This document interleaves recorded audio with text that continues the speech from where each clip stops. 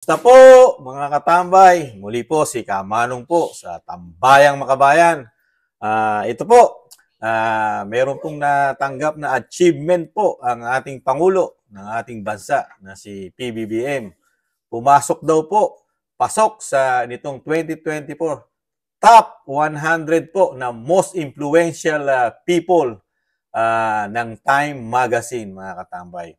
Pakinggan po natin ang balita at komentuhan po natin, mga katambay. At bago po yon, nagpapasalamat po muli si Kamanong sa naagusto po ng ating napakalit na channel sa YouTube, TikTok, Tambayang Makabayan. Komento ni Kamanong. Ito po, pakinggan po natin, mga katambay. Pasok si Pangulong Ferdinand Marcos Jr. sa 2024 Top 100 Most Influential People ng Time Magazine.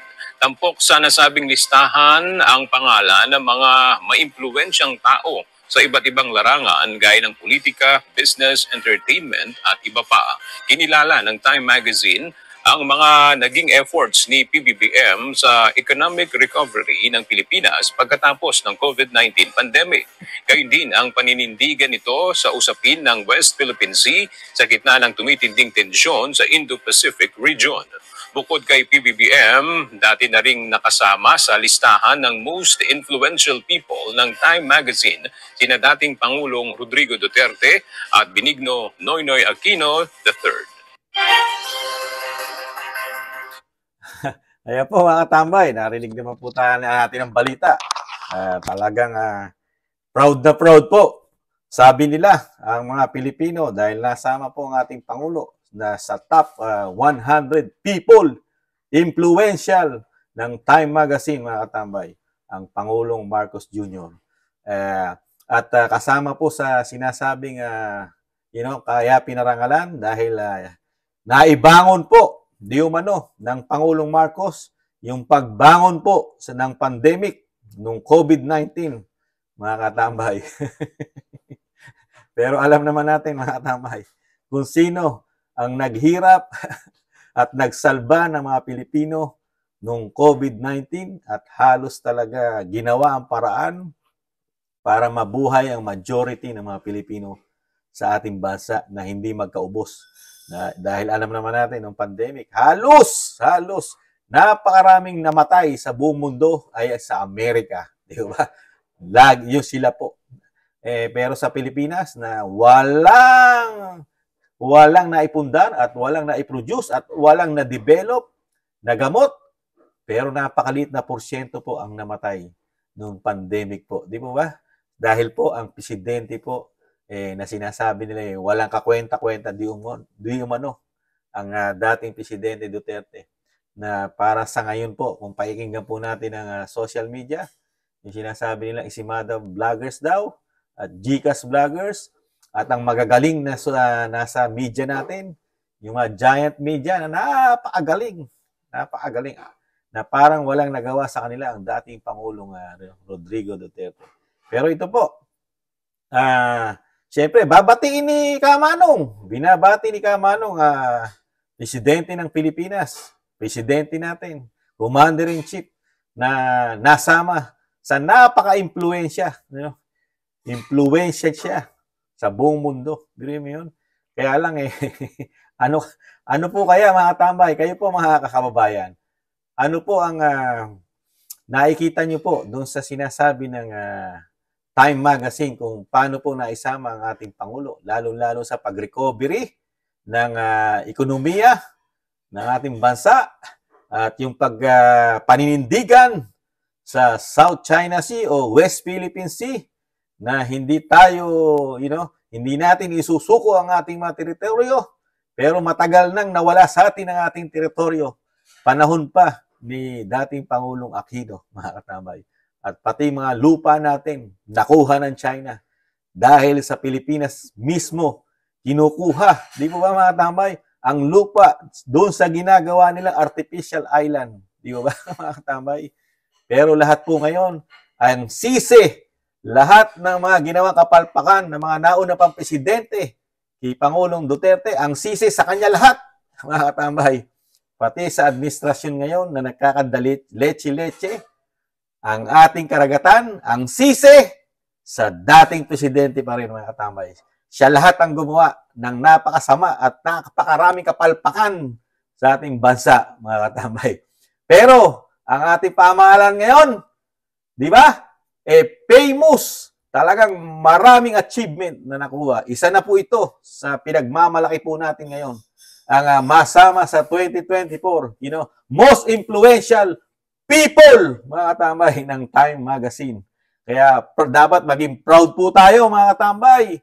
Maging proud po tayo na may Pangulo po tayo na napaka-impluensya.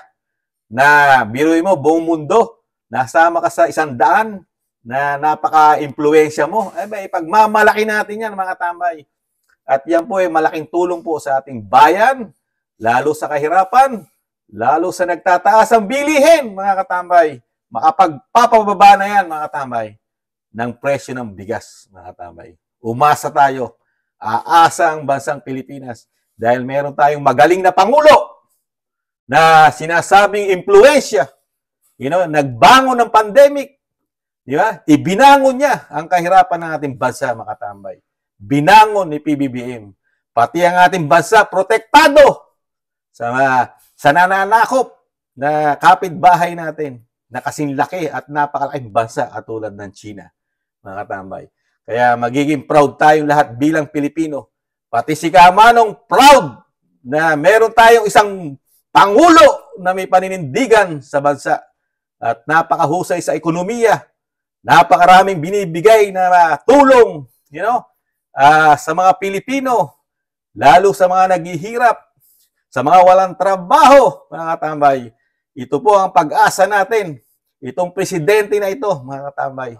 Kaya sa loob ng 4 na taon, sinityak ni Kamanong na ang ating bansa ay kikilalanin sa buong mundo, mga katambay. Magiging world class na ang Pilipinas. Yan po ang vision na nakikita ni Kamanong, mga katambay. Kasi ngayon, ang ating bigas ay parang world class na ang ating bigas, mga katambay. Malapit na mag-80 ang kilo, mga katambay. Dahil sa galing sa ekonomiya ng ating Pangulo, talaga binabangon ng ating bansa. Kilalang-kilala na ang Pilipinas. Dahil sa Amerika, lumabas po ang pagkakakilanlan ng ating Pangulo na siya na ang nakakuha ng bagong record na para daw nasa Guinness Book of Record ng ating Pangulo, mga tamay. Dahil siya na yung pinakamaraming presidenteng travel magmula nang siya'y manungkulan. Mga tambay. Pati Amerika, binibilang ang travel ng ating Pangulo. Kaya sikat na sikat ang ating bansa, mga katambay. Kaya proud po dapat tayo, mga katambay, dahil meron tayong Pangulo na napaka-impluensya sa buong mundo. Kinilala tayo. Kaya wag natin sayangin, namnamin natin, mga katambay, ang napakagaling nating presidente na lahat ng problema ng bansa ay nasusolusyonan ngayon, mga katambay. Di po ba? Korupsyon.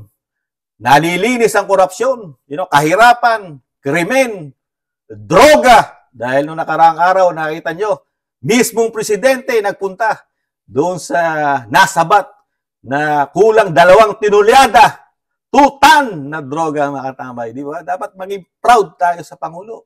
Napakasipag na Pangulo. Napakapagmahal na Pangulo. Di ba? Nakita natin kung paano siya magmahal sa kanyang pamilya, lalo sa First Lady, na talagang binibigyan niya ng oras yung mga kanilang sinasabing mga funny things na pag-uusapan sa mga restaurant na mga magaganda. Di ba? At nakakanood pa ng concert. Binibigyan nila ng time ang kanilang pagmamahalan. Di ba? Diyan, isa yung sikreto, mga tambay. Sikreto yan para maging impluensya rin tayo sa buong mundo. Kailangan lahat ng katangian nasa iyo bilang ikaw ay presidente. Dahil sinusuri ng ibang bansa yan, mga tambay. Natawa lang si Kamanong, katambay. Natawa lang. Kasi masaya si Kamanong dahil meron tayong Pangulo na ipagmamalaki. Ito po isang history ng ating bansa, mga katambay. Dahil magmula nung mag-pandemic, naibangon niya ang ating bansa. Binangon niya. Pagkatapos ng pandemic, siya na ang nagbangon sa ating bansa, mga katambay. Binangon At talagang sinasabi nga, di ba, ng Time Magazine, pati ang ekonomiya natin, magaling ang paghawak ng Pangulo at pagprotekta sa West Philippine Sea, South China Sea, mga katambay. Hindi galit si Kamanong. Proud na proud si Kamanong, mga katambay. Sana magkaroon pa tayo ng maraming presidente na katulad ng ating presidente ngayon, mga katambay. Sana, para magtuloy-tuloy na ang pag-aseso ng ating bansa, magtuloy-tuloy na. At sa nakikita ni Kamanong, pagka ganito ng ganito ang ating presidente, sigurado ko ang ating bigas talagang world class, mga katambay. Dahil ngayon mag-80 na. Ay nako, masaya lang po si Kamanong. Pasensya na po. At komento lang ni Kamanong ito, mga katambay, dahil proud siya na nasama ang ating Pangulo bilang napaka-impluensyang tao. Biro mo, 100 lang ang kinuha. Nasama tayo. Si Pangulong Duterte, nasama rin nung araw. Si Pinoy, di ba? Pero ito yung pinaka-the best na naging presidente. The best na po ito. Sa habang ngayon buhay si Kamanong, sa nakita ni Kamanong, sa mga presidenteng inabutan ni Kamanong, ito na yung the best na presidente, mga katambay. The best na ito para kay Kamanong. Ito nga presidente natin ngayon, mga katambay. Kaya sana parehas tayo ng paniniwala, mga katambay. Yung paniniwala ni Kamanong ngayon, sana ganun din po kayo. Yan lang po, mga katambay. Ang ating pinagmamalaking presidente ng ating bansa na ibinabangon ng ating bansa sa lahat ng problema, pagbangon ng ekonomiya, pagsugpo sa kahirapan, ganun din ang pagbangon sa nakaraang pandemic, di ba? Pagprotekta sa South China Sea o West Philippine Sea, talagang the best president, mga tabay. Muli po, si Kamanong po, nag-iiwan po muli na siyempre mahalin natin ating bansa katulad ng ating best president. At ingat-ingat po tayo, mga katabay. Ingat-ingat po. Baka high blood din po tayo katulad ni Kamanong. Paalam. Bye-bye.